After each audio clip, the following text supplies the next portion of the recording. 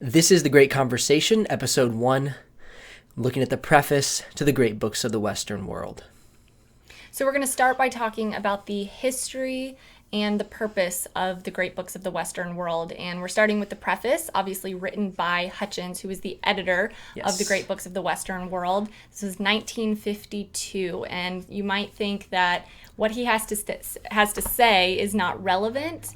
It is So many like we relevant are things. reading something that was written today. Yeah, outside of him not mentioning TikTok and Clubhouse, I mean, he is The way he spot speaks on. about people and education and how we are operating as a society seems very relevant. 100%. The history of the great books of the Western world, why Hutchins and Adler, who was his assistant editor, University of Chicago, the history of, what are the great books? Why did they even decide to collect these amazing works of art from the Western civilization? What makes them great? Why did they pick these out of all the works of the past thousands of years? Right. 2,500 years is what they chose. And the history is that these were the educational tools. There was no one, at least in elite society, that was reading and learning and being privileged to a liberal arts education that didn't know what the great books were. The books that really shaped society. Western civilization is what we're talking about here. Obviously, we're not talking about the whole world. We're not talking about the East.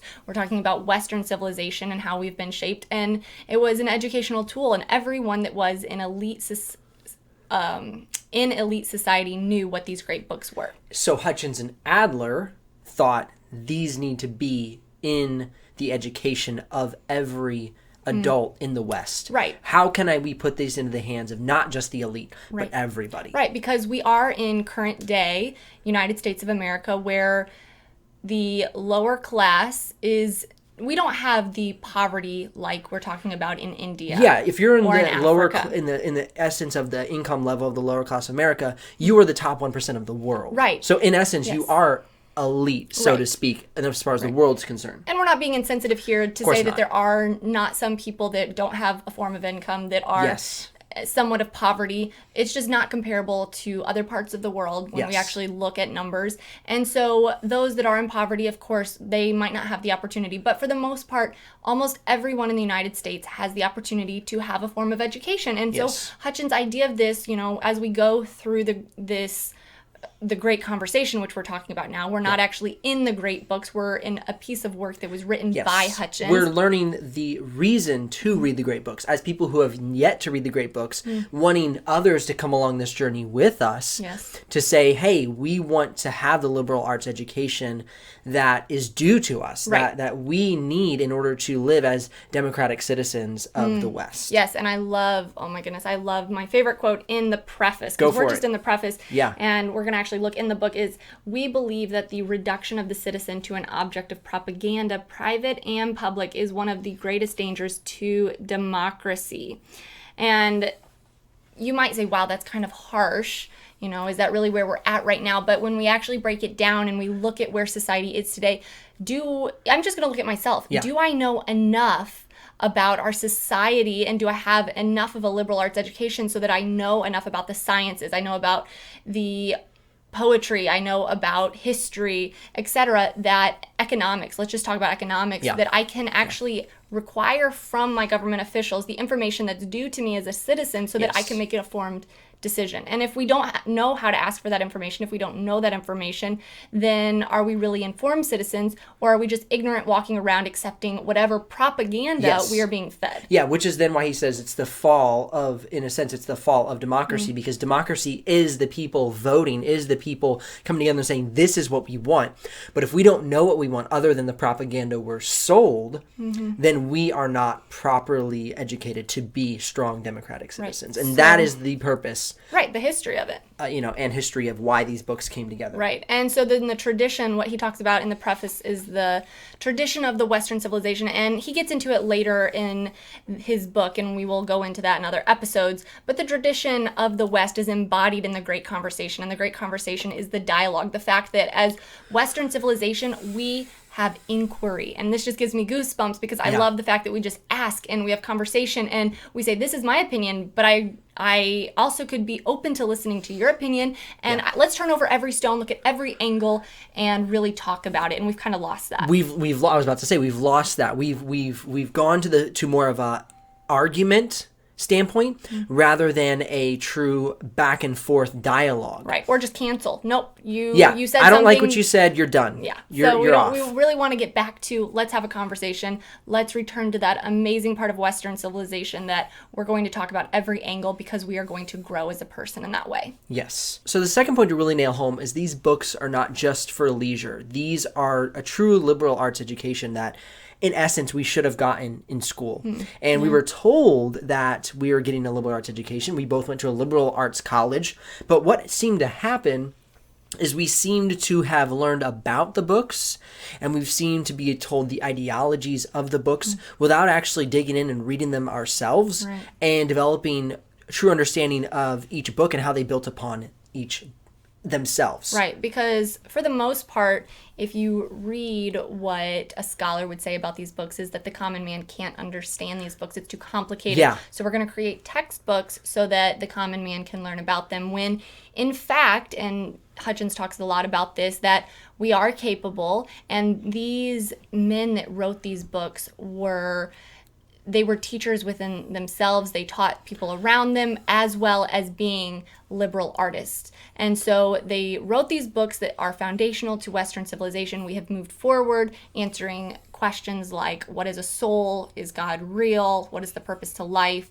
And these authors throughout the last 2,500 years, these books that they have chosen to be in this collection really are the foundation to what we need to start with this liberal education. They're just a foundation. And when you say foundation, what Hutchins explains is he says they didn't pick any books that could not be explained outside of themselves. Right. They only picked books that the book explains the book. So it's like not like you need another book to understand the book. You might need books previously because they build upon each other. Yes. Because say, for instance, one thing we always come back to is Divine Comedy. Divine Comedy is understandable because of previous works in math and science and other poetry that built into where Dante then wrote Divine Comedy. So you have to read the books to then understand them, but you'll never be left with a book and no explanation either prior or in that book. And that's not to say that it's not going to be hard. This is not leisure reading. I started Homer last night. Yeah, we are really going to be growing our minds, and there's going to be a lot of doors that have to be unlocked. Yes. There's going to be some hard work, but the author does not need a scholar to explain. Yeah, and the issue with that is then you get the scholar's own ideology, own background, own life view, own experiences. We want to take the experiences of the author. We want to take the words of the author and hopefully not apply all of our own ideologies and political views into the works. We want to understand the works as the works were written. Right. That's probably one of the most important things is you're coming on this journey with us, and I hope you do. And if you want to, check out the books, they'll be in the description below the podcast or on YouTube. But we want you to come on this journey because we want this to truly be a great conversation. Yeah, we do. And, we did mention that this is a collection that Hutchins and Adler put together. And so I kind of want to talk a little bit about the Synopticon. Yeah. So if these books don't have any intros that the scholars wrote and they just explain themselves, then why not just go out and buy these books individually? Why buy this collection? And part of what's so amazing about buying the collection is that they come with the Volume 1 and Volume 2 Synopticon. Yes. The first volume, the first edition that came out in the 50s, there were some works that were not included because Adler and Hutchins felt that they weren't for various reasons, and you'll find that out in the conversation, the Great Conversation Preface. I recommend getting this. Right. It is more of a collector's item. It is not in print anymore, and they did not reprint it with the second volume that came out when they took critique from their audience and added some different works.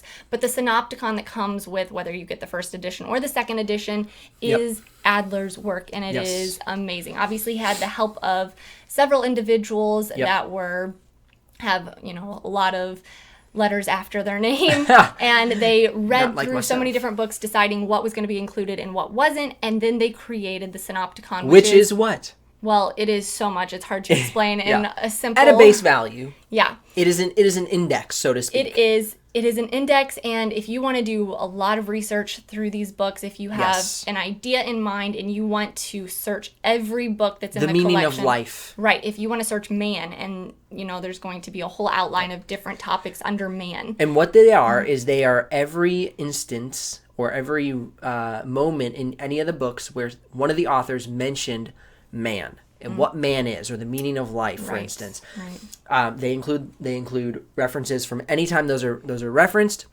And you can go to the Synopticon, and if you're reading through a certain book, let's say you're reading through Homer and it says the purpose of man, then you can go, okay, well, what did Dante think of the purpose of man? So then you go to man and you look it up in the Synopticon, and then you can see all the different instances. Absolutely. Because the second edition of this collection, we start with Homer. Yep. And we end with Freud, kind of, but then we also the 20th now century. have the 20th century. Yeah, it ended with Freud in edition 1, and now we have into the 20th century literature, sciences.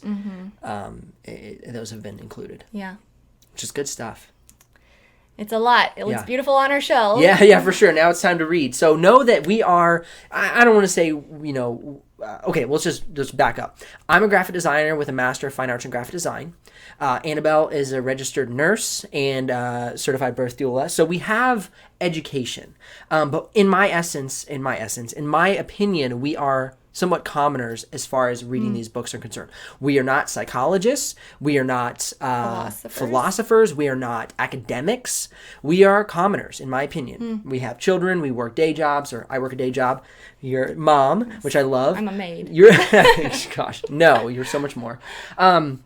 And so we are common in essence. And so we want you to come along with us in this great conversation. We want to push you. We want you to ask questions and dig deep and join this community in these great conversations. Now, let's get to the cost of the great books of the Western world, because the $2,000 new price tag or $1,000 used price tag seems outrageous. But let's talk about that real quick as we're finishing episode 1 here. When you think about it, these books have been translated into our language. The original works translated could be $50 to hundreds of dollars depending on the translation, a piece. So we have books. We purchased a used set in great condition. I recommend that if you can find one. And that breaks down the 60 books or 60 volumes. Right, because there are multiple books in each volume from each author. So that means it's about $16 a book. That's not half bad. And I consider these collector's items. They're beautiful books. Now, if you even buy it new, that's still only $33 per volume. And I'm not trying to run an infomercial, but what I'm trying to say is, like, guys, this is truly a value. They're translating all of these amazing ancient works of the past 2,500 years, 25 centuries. Right. Did I do the math right there? 2,500 years, yeah. Okay, good. I mean, obviously not all of them were in other languages. Yes. So they did some. Yes, but a good deal of them were. So my point is, it is a true value to get this amount of liberal arts education and this organized with the Synopticons. Yeah. And I will end us with Adler and Hutchins really were carrying on the work of a man previous to them. And yes, that's right. Their, about 31 years of work into this. And their dream was that we could take liberal education, which was for the elite previously. Yep. Everyone else had to work and support the society of the elite. And they were the ones who got to have this amazing Think about education. Mr. Darcy or Mr. Bingley in your favorite movie. In Pride and Prejudice. Pride and Prejudice. Yeah, and no one else got to be like them. And Adler and Hutchins, they wanted everyone, the common man. Me and you. Yeah, that really have to work a day job. Yep. They said, we get to have it. Yeah. And they didn't really get to see that happen in their lifetime. No, they tried really hard. I think they sold a handful of copies, but truly it didn't get the wheels off the ground like they hoped. Right, because our education system is just so ingrained, post-industrialization that we are supposed to go to school, grade school, high school, and college to learn how to get a job. And contribute to society in a cog-like manner. And then what do we do after that when we're not working? And so our dream is that we will continue the legacy of what Adler and Hutchins started. To become artisans of life. Yeah. We will see you guys in episode 2. See you later.